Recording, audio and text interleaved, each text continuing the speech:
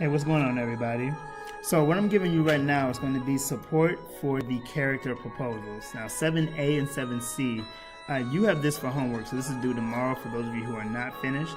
7D and 7B, you already did this. However, if you know that yours is not as strong, you now have this video to go back to, and I will encourage you to go back to it so that way it is stronger. So when you get to the analysis portion of the project, it will be smooth sailing. All right? So what you need for this is going to be the character planning sheet that I gave you, but you're also going to need step one or stage one of our project, which is your synopsis, because everything is building off of one another. Okay? So what we first want to do is go into your synopsis and identify your characters. The whole point of a character proposal is you now being able to think about who are the characters that I need in my story in order for this story to actually hit. That's pretty much all it is. So in this case, your synopsis gives you everything. It kind of tells you the protagonist. It gives a sense of who the antagonist could be or actually is.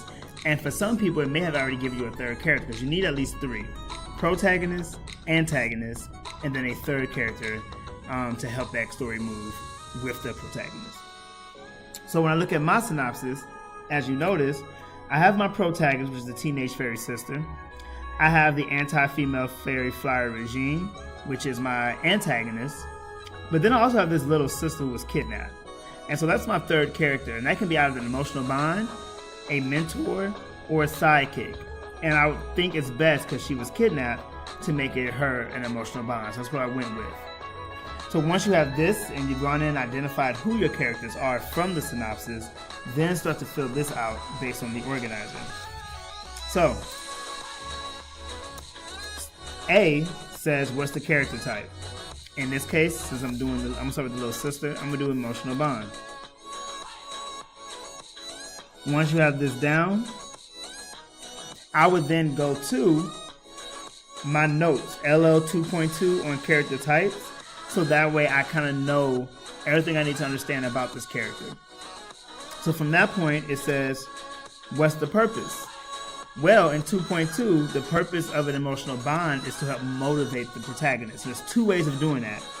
Either I motivate the protagonist by being someone who pushes the protagonist to be his or her better self, or I motivate the protagonist to really want to pursue their goal by being a victim of some sort, whether I died through the hands of the villain or I was kidnapped by the villain. In this case, I was kidnapped. So her purpose is to motivate my protagonist. Is to motivate my protagonist to end the treatment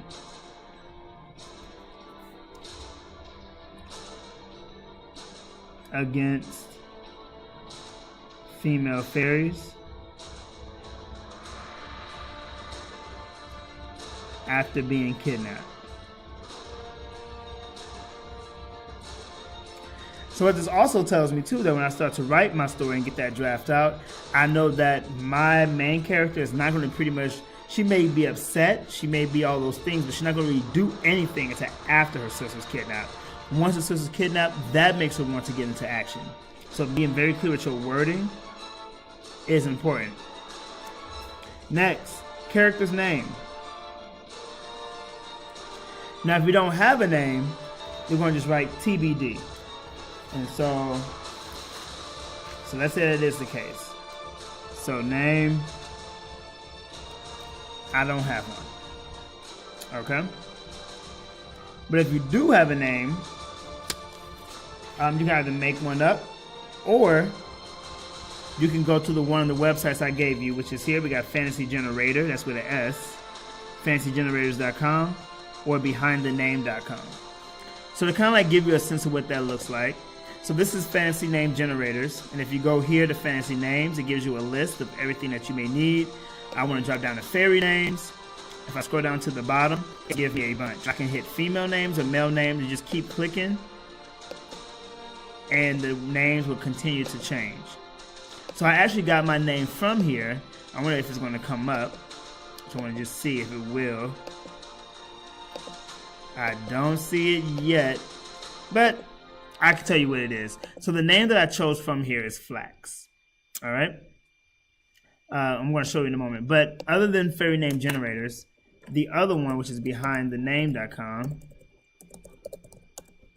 this one gives you more detail. So name in, you can decide. So if I know I want to make my person African, I can click African names. Feminine, and I have all these names with meanings. So I can rename my person Abiba, which means flower. Abina, born on Tuesday. So it gives you the meaning and everything that you have for that. All right, so just some options there. So again, I already went with the fantasy name, and her name is Flax. Okay. Now the next is, what character extension do you want to portray? So this also, so now we go to notes from 3.2. And 3.2, we know is that sheet of paper that gives you the traits with the extensions. And so I know that an emotional bond can be a family. Emotional bond can be a best friend. Emotional bond could be an alter ego. So there's a lot of things emotional bond can be. In this case, I know my emotional bond is family. And a trait, well, through families, that they're honest, they're loyal, they're supportive, they're caring, they're self-sacrificing. And so I want to make her someone who's very supportive, but also make her self-sacrificing. Okay? And this is all for Flax. So I've done extension, and then what I just did here, which is E, I did the traits. Now, diversity. For your other characters, you do not need diversity. The only person who needs a diversity is your protagonist. So you don't need to worry about diversity here. So we're going to skip that, but I'm going to show you diversity with the protagonist in a moment. That's on your model. But then G and H go together. So now I want to do my understanding. And I want to think about, well, for my other characters, how do I want to show this? So how will I, as a writer, show that my character is supportive to my main character? How will I show that my character is self-sacrificing for my main character?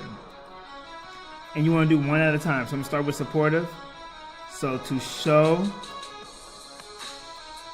that Flax is supportive, I will probably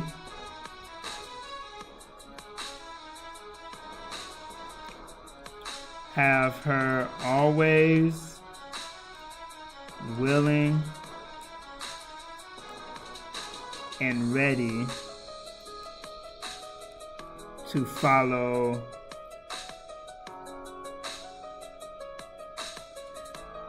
the protagonist every lead. So no matter what the protagonist does, I want to make sure that my character probably always say yes, always be ready to be a part of that. So that's one idea I could do. And I would do another one. I would show that Flax is self-sacrificing by doing what? What is she going to do? Am I going to have her put her life on the line for her sister when it comes down to it? Like, what can I do in my story and actually get that out? And that's pretty much that. So that's how you'll do your other characters who are not the main. So your antagonist, mentor, sidekick, they will look like this. All right. Now, if you do your mentor,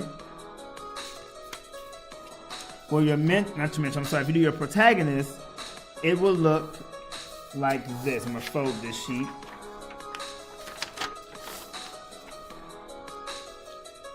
So same thing. I have my character type. I have the goal. I give a name. This one I made up. But you also got to add diversity in there. So what do you plan to do? So a black woman who with adventitious deafness, extension, traits. But then this time, I have to talk about how I'm going to show the diversity in my story and what I want readers to walk away with. So with every diversity, that you're trying to say, I want black people to feel better about themselves. I want women to feel better about themselves. I want people who are deaf to feel better about themselves. And how do you plan to do that? So I want black readers to be proud of their skin. So through my character, I'm going to use metaphors and similes to compare her skin to beautiful brown things. I want women to see themselves as being independent, so they're going to speak up towards men who think they might be stronger than her in my story. I want readers struggling with deafness to know they are still capable, which means they will always have a plan to find a way to hear something, even though they might be frustrated at times. And so those are ways I'm going to make sure I go back to my story and add this, and then that'll be pretty much our protagonist, and that's how it will look. And that's pretty much that. So you want to have 3 protagonists, antagonists, and the third character. In this case, have an emotional bond. But for you, it could be anything, a sidekick, a mentor, whatever seems to stand out for you. And you want to have this ready to go by tomorrow. So we can get down to that next step. Okay? And I believe that is all I have for you. All right? So let's make sure this stuff is done. Rewind if you need to. Oh, one last thing, just in case you want to do a final check for yourself. I gave everybody this sheet. And so I'm going to use if you want to make sure everything looks good, grade yourself and see how it is. Do I have a character type? Yes, I do. Do I have a goal or purpose? Yes, I do. Do I have a name? Yes, I do. Did I give an extension? Yep, I did. Do I have traits? Supportive for self-sacrificing? Yep, and they all came from 3.2, and they actually come from the extension. I didn't just pick and choose any trait. I picked the traits that went with family.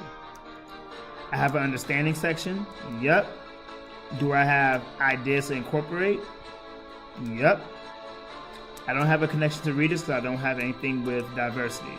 So 10, 20, 30, 40, 45, 48, 49.